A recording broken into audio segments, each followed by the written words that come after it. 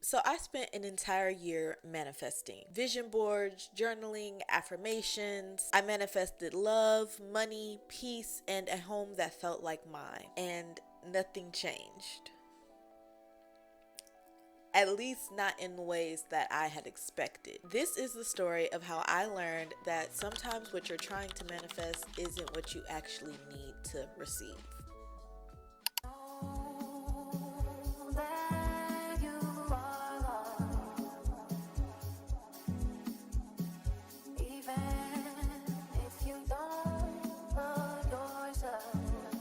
Let me take y'all back to where it all started. I was in a space where I felt like I was doing everything right. I had my morning routine down. I would wake up, journal about how I wanted my day to go, set my intentions for the day, stick affirmations all around the house to remind me of who I am and what energy I wanted to bring in. I was doing everything that the books told me to do, was raising my vibrations and calling in my desires. And obviously, I made the vision board, okay? I have the vision board with the YouTube plaques and the bank statements and the couples getting married and the home with the big windows, everything. Literally, I've done every manifestation hack that there's ever been made. But I still had nothing to show for it. A ring didn't show up. My bank account was still in the same situation, still living in the same environment. And slowly I started to feel like I wasn't as in alignment as I would have liked to think. After a while, I started to get angry. I remember I was standing in the office looking at my vision board and I started to think like, what? Why? Why is nothing working? Why is God not listening to me? What was I doing wrong?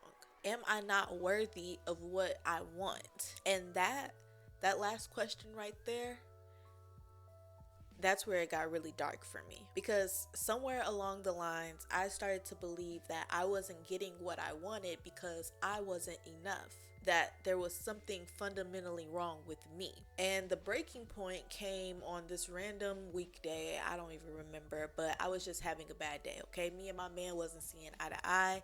The kids was on 10, and actually that's the day me and my best friend decided to go our separate ways. So it was just not a great day, okay? That was the day I sat with myself and I was like, this can't be it. This can't be the life that I'm manifesting. This literally, like, who is punishing me? What did I do in a past life? Like, what happened? I'm sorry.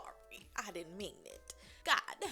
And I just remember driving around my neighborhood, crying, screaming, angry at the world, angry at myself for letting my life get to this point, but more so confused of like, how do I keep going? I don't know how I'm supposed to keep going in a life like this. But this is actually where the story gets a bit interesting. So I was at this little coffee shop and this guy was trying to get some free food because he didn't have the money, but he was hungry.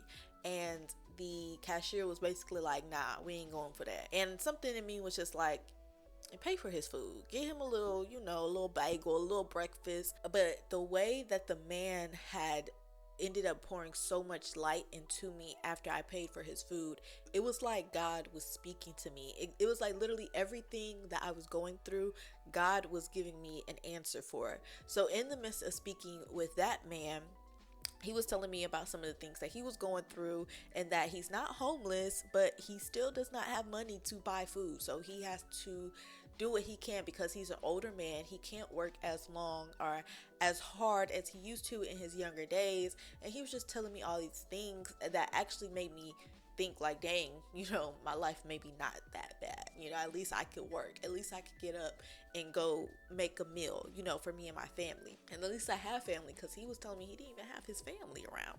There was nobody that could help him. So fast forward, I'm talking to him about protecting his energy and making sure that he's good. And I threw in a little witchy tips. I was telling him to put salt on around his door and whatnot. And this lady ended up hearing me and she was like, hey, tell me about that salt, because there was a situation that happened and something told me to put salt down and I feel like it saved me. So tell me a little bit more. So I started telling her about, giving her a little bit of the juice, you know what I'm saying? A little bit of the witchy vibes. And she actually ended up pouring even more light into me. And actually the whole conversation was great and what I needed in that moment, but this is what really stuck with me. She said, "You have everything you need right now. Don't let your mind sabotage you of what you've already built." That hit me so hard because in that moment I realized I had been looking everywhere else for signs, for proof, for a breakthrough when the truth was sitting within me all along. I wasn't trying to manifest love, I was trying to manifest proof that I was lovable. I wasn't trying to manifest money, I was trying to manifest security because I didn't trust that I was already being held. I wasn't trying to manifest peace, I was trying to manifest control. So, moving forward, I didn't necessarily stop manifesting, but I stopped chasing. I stopped trying to force my manifestations. I stopped treating manifestation like it was a checklist or a performance. Instead, I started focusing on presence, on gratitude, on actually feeling aligned and not just saying that I was. I started asking different questions. Instead of saying, "How do I get what I want?" I said, "How do I receive what's already here for me?" Instead of saying, "What do I need to do?" I started saying, "Who do I need to become?" And that's when things started to shift for me, not necessarily in the external world right away,